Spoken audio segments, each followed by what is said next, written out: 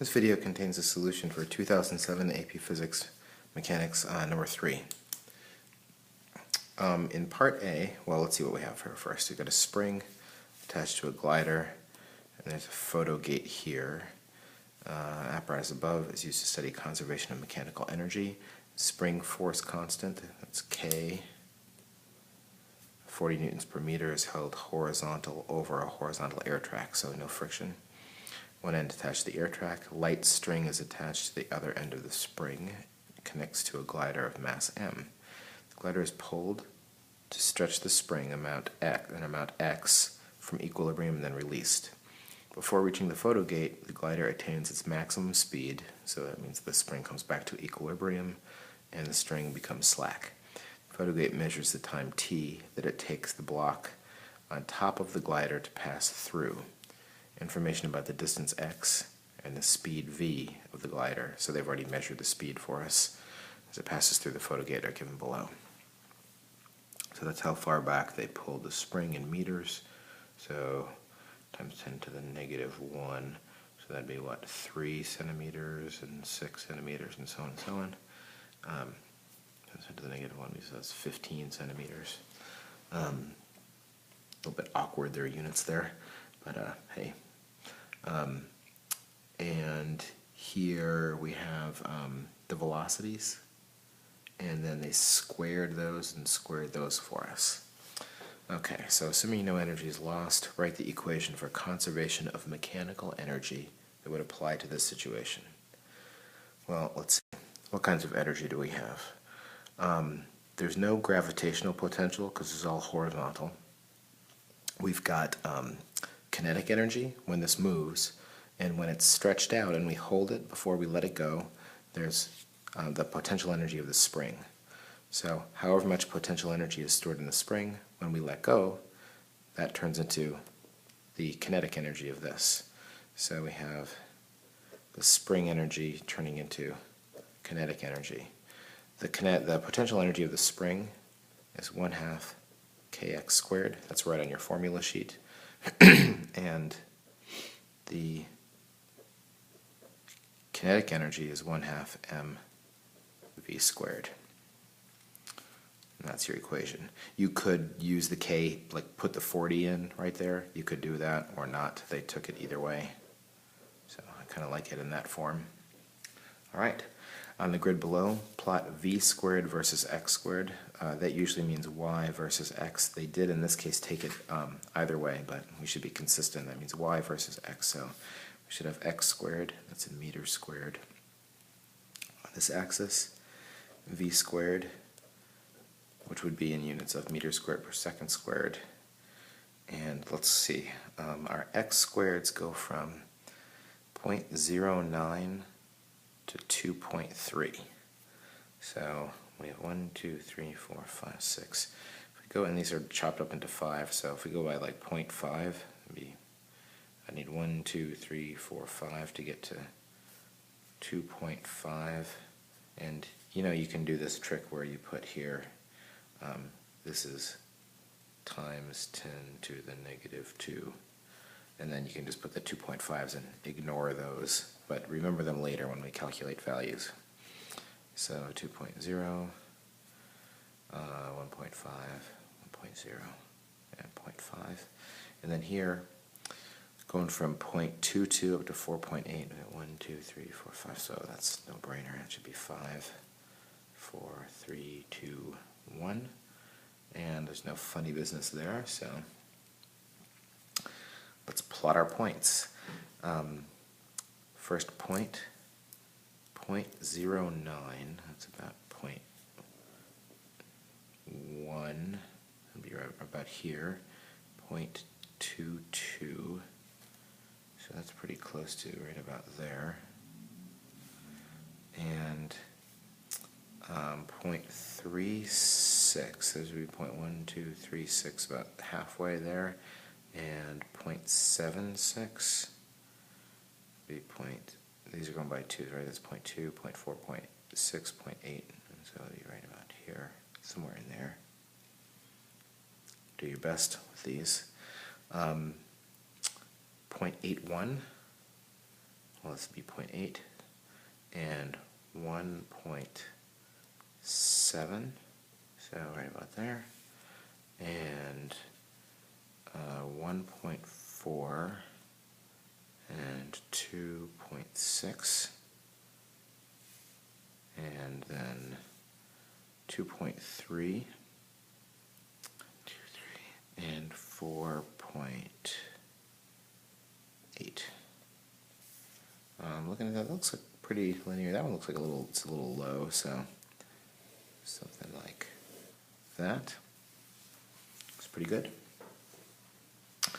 You can put those values in and find the slope with your calculator. And, well, what have we just graphed anyway? Let's go on to the next part. Think about that. Draw best fit line, we did that. Use the best fit line to obtain the mass. Well, we graphed a line of v squared equals something x squared, right? Y equals mx. If you go back to our equation that we started with, was 1/2 mv squared equals 1/2 kx squared. So just canceling out the 1/2s and dividing the m over to the other side, the slope of that, v squared versus k squared, if we graphed y equals m slope times x, this is the slope k over m. So we need to find the slope of the line.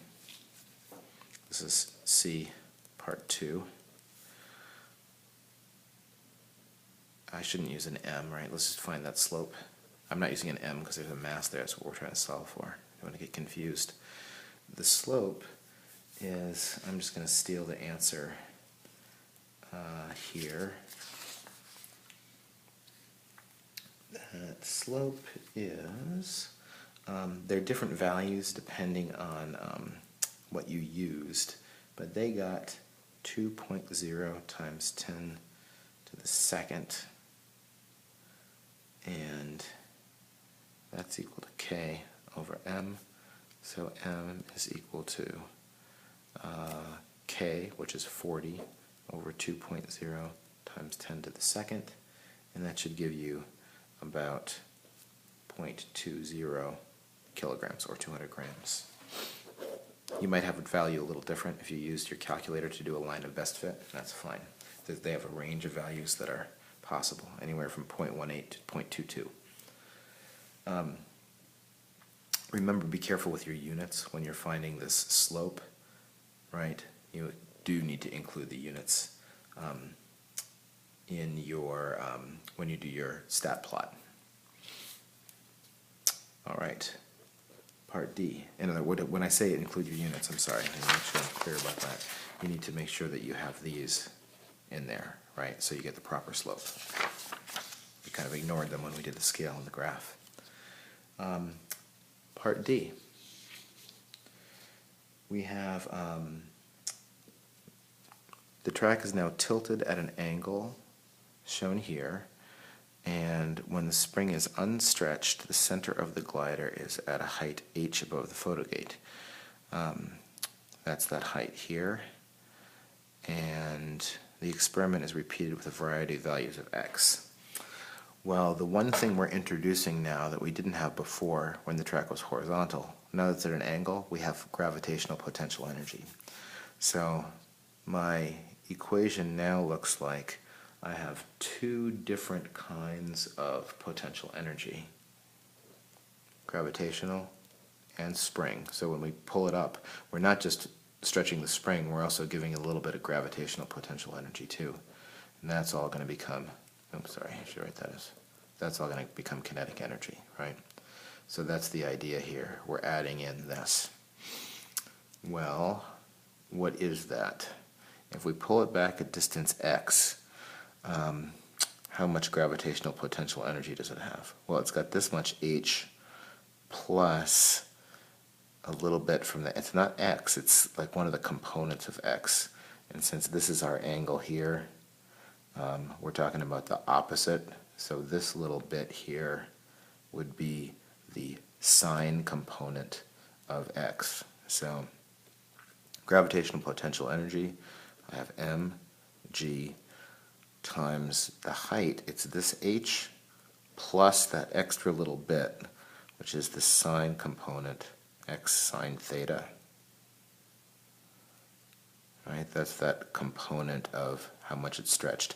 It's being stretched on this angle, so not all of that is gravitational, right? Only the amount that it got lifted up. Oh, I just realized I was pointing to a picture you can't see, so let me explain where that comes from. If I make a little triangle here, this is the little delta x that I'm looking for. This angle here is theta.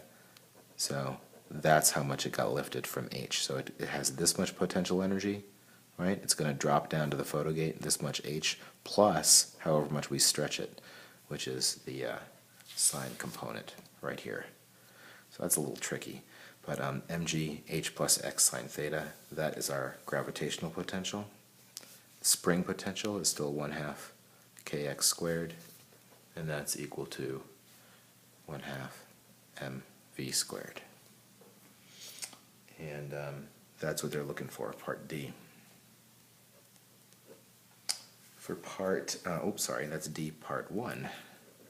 D part 2 is asking us, will the graph of v squared versus x squared for this new experiment be a straight line? V squared versus x squared before was a straight line because we canceled out the 1/2, but now it's not a straight line anymore. Because why? Well, it's not just because there's an x here, it's because there's an x here and an x squared here. If this were an x squared, then we could gather up the x squareds and it would still be a straight line. The problem is here now, v squared varies directly with x squared, but it also varies with x, right? So we've two different powers of x here. That's not going to give us a straight line. So we should be checking no. And the justification is that v squared varies or depends on x squared and x now, right, because of this x. So no luck anymore, not a straight line. And there is no part E. That's the end.